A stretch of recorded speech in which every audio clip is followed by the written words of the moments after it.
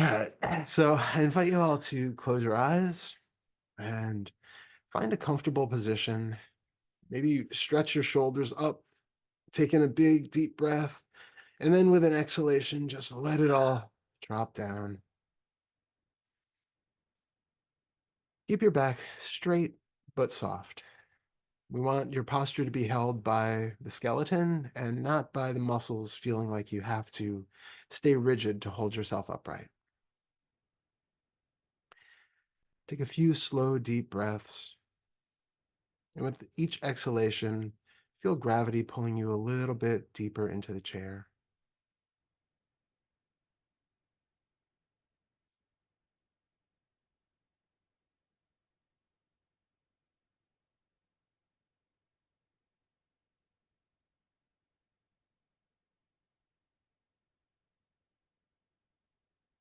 The first thing I would like you to do is to bring your attention to your hands and your arms. If your hands and your arms are lying on your legs or on a table or on anything else, see if you can feel the point of contact between where it seems like your arms are meeting some other object. At first, the mind will try to label this as pressure or contact. But notice if you pay attention to that area, if you can really tell where your arms end and your legs begin, or the arms of your chair begin, whatever they're making contact with.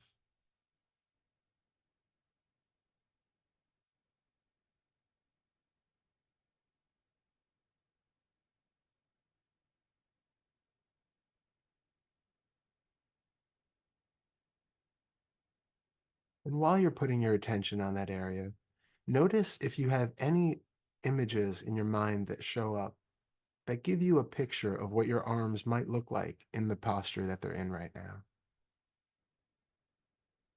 Take note if you can actually see an internal image of yourself sitting in this position right now. And just note that if your eyes are closed, any internal image that you have is just fantasy. It's not real. It's your mind's way of trying to make sense of the body's place in the world. So you can let those images be there, but you can also have a feeling of disinterest towards them, dismissing them, and just letting them be there without taking note of them in a way that makes it seem like there really is a body here.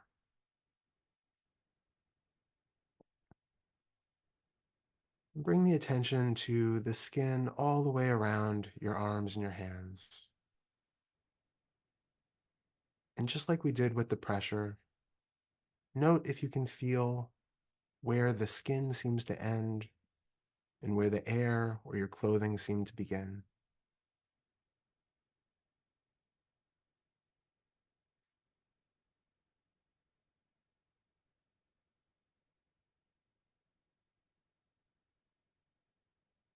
Watch as sensations change when you take the labels off of them and just allow them to be as they are.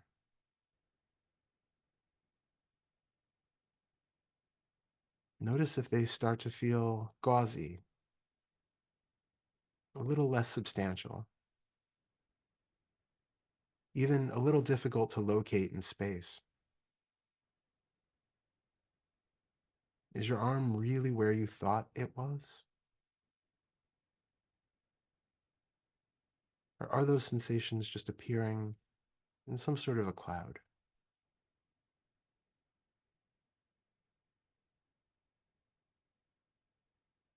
Next, bring your attention down to your feet and your legs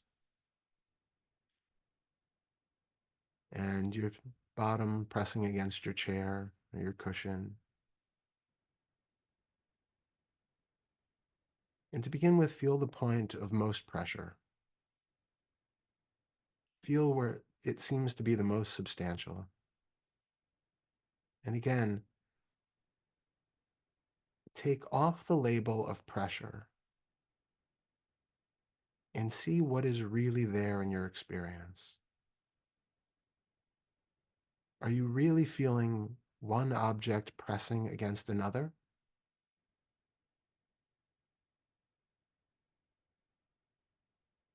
Can the sensation actually be described as pressure or tension?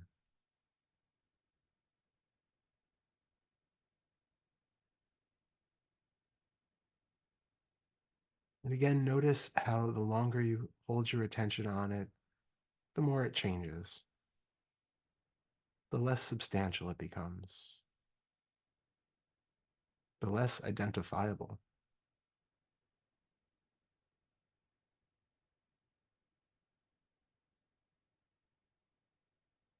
If you can feel where the chair once was, notice if it's even appearing where you once thought that it was.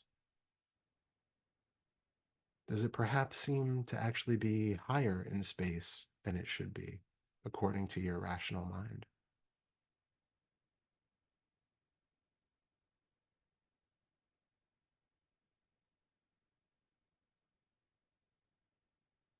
Now take in the totality of your legs and your feet and your bottom. And just like you did with your arms and your hands, notice if there is any boundary between the skin and the air around it.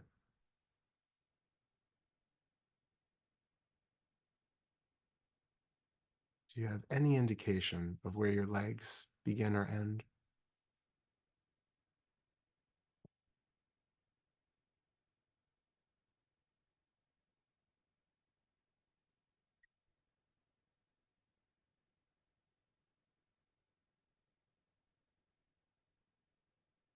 Now bring your attention to the torso and your chest. And if your back is leaning against the back of a chair, you can do the same thing as we did with your seat and with your arms. Feel the point of contact and remove the label of pressure.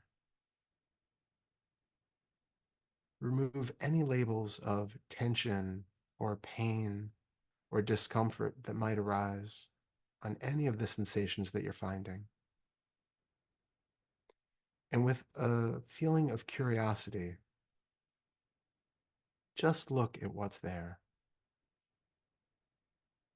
See how these sensations really appear for you. Again, if you have images that show up that seem to indicate that you are still a body sitting in a certain position and that you are focusing on a certain part of your back or your belly or your chest, just let those images be, but recognize that they are not telling the truth about the situation. They're not describing the sensations that you are feeling. They're just a layer of thought. Come back to the raw sensations and see if you can feel anywhere in your torso that seems to be a solid entity, anywhere that seems to be disconnected from the air and the world around it.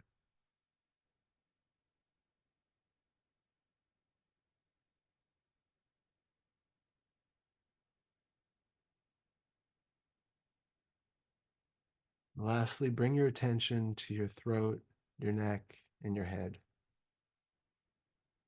Notice any points of pressure or tension, maybe muscle contractions,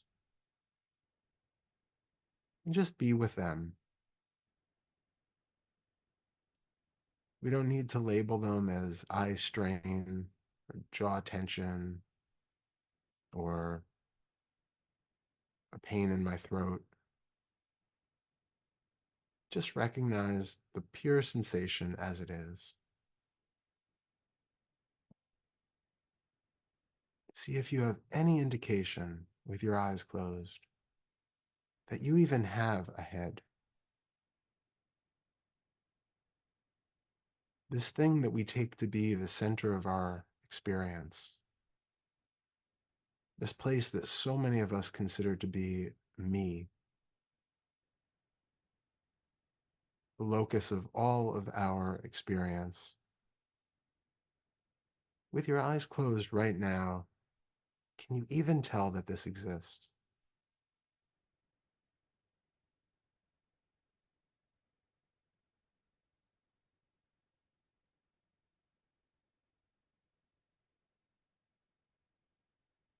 Now take in the whole of your experience, the whole of what used to be a body, and see if it's now just a cloud of floating sensation. And see if you can recognize that that cloud of sensation is not even happening in one localized space. That cloud of sensation has no location if you don't use the orienting images that try to tie it into a body.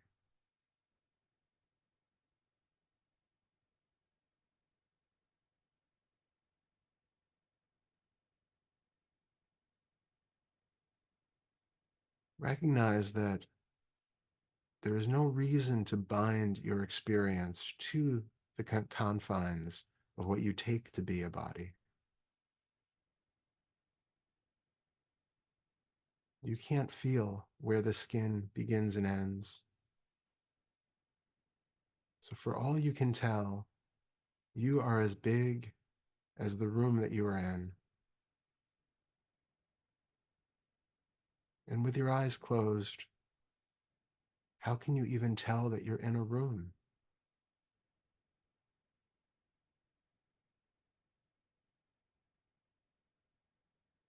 At this point in your experience, how can you tell that you are not all of existence itself?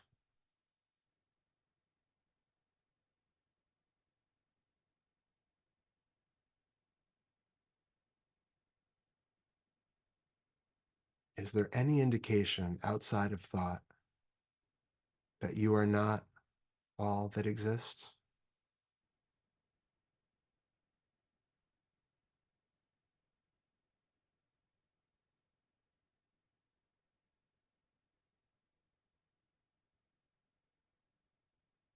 Now, I would like for you to scan through this whole of existence and see if anything for you appears to be a limited, small, individual self.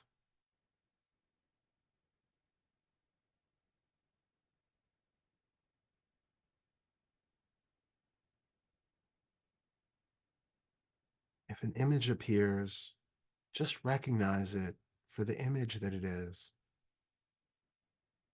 Again, closed eyes cannot see anything, so it's only a thought.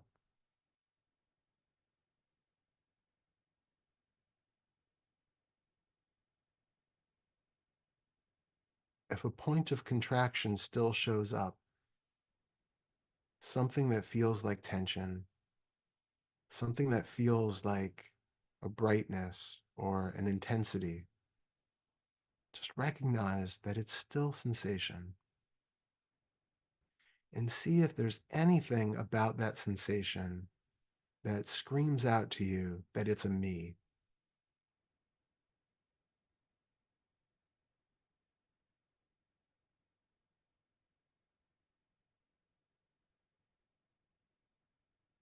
How could it possibly be known to be a me if it's just sensation?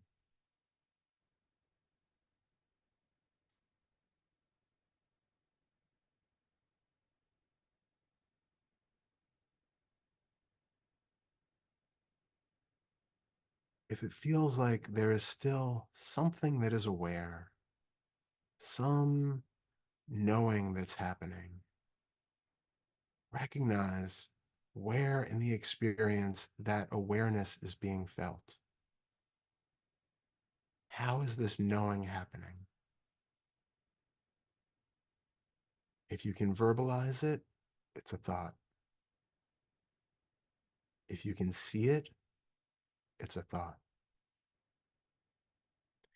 If it's something that you just feel in some way that you can't quite quantify, then it's being felt in the sense space of the body, or this space that once used to be a body.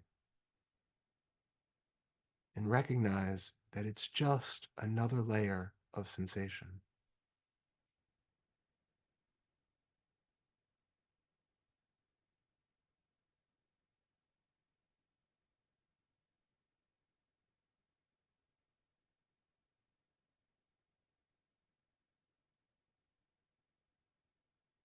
In our experience, what we take to be ourselves is nothing but a variety of images and thoughts and muscular contractions and motions in the body that all get taken together, and they're tied together in a way that creates this illusion of a self.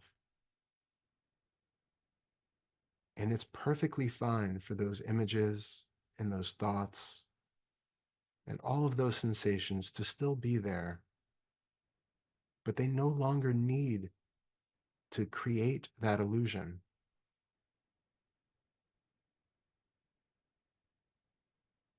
You can have a perfectly empty space with a few floating sensations in it and a few images darting from here to there, but it doesn't make a self.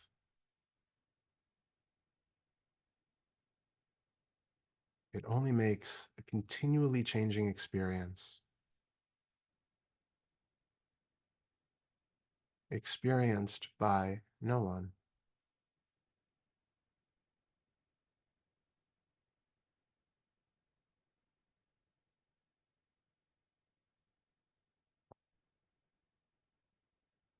And we're going to start coming back into the body and coming back into the room. But I don't want you to lose any of the insight that you might have had during this meditation. I don't want you to lose the sense of spaciousness. I don't want you to lose the openness of the unbinding that might have happened. So as you start to feel the seat again on the chair and your feet again on the floor, notice that these two ways of existing can coexist. You can feel a sense of grounding. You can feel a sense of solidity and reality in a world where you can function, but you can still recognize that there is no boundary in your experience, and there is no boundary of who it is that you take yourself to be. Feel your arms again on your legs. Feel the weight coming back into the body, but still feel that awareness, that aliveness that seems to extend beyond what you took to be the formal boundaries of the body.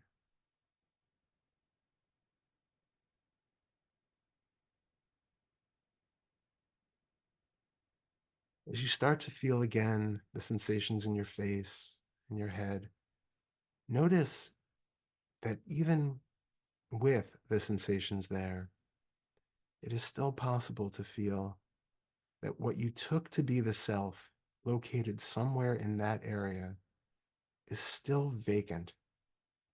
There is still nothing there but sensations and small muscle movements.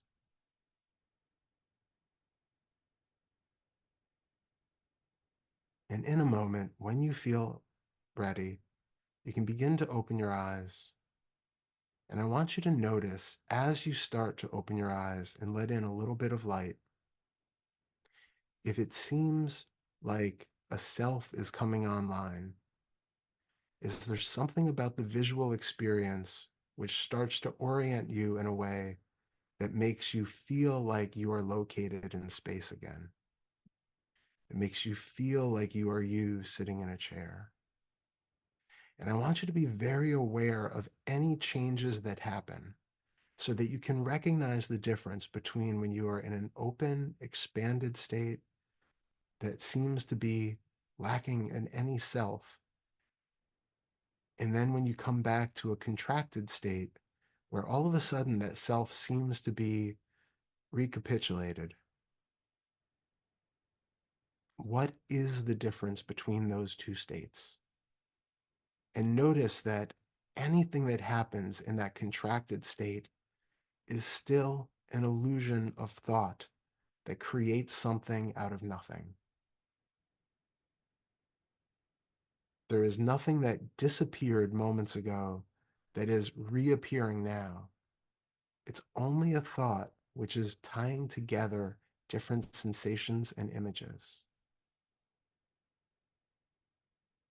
So slowly begin to open your eyes and see if you can maintain that same spacious openness of no self, even with the eyes fully open in the room.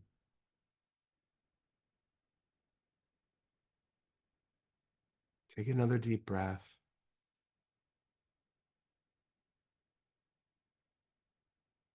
Thank you.